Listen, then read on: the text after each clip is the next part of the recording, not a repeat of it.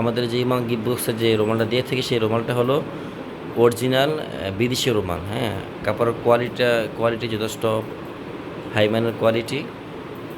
আপনি কাছ থেকে দেখলে বুঝবেন কাপড়টা একদম সফট।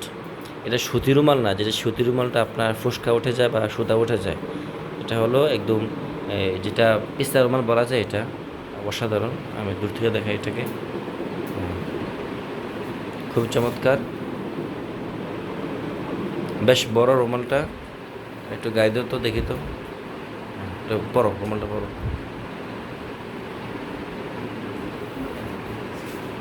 হুম। মাথার উপরে তো।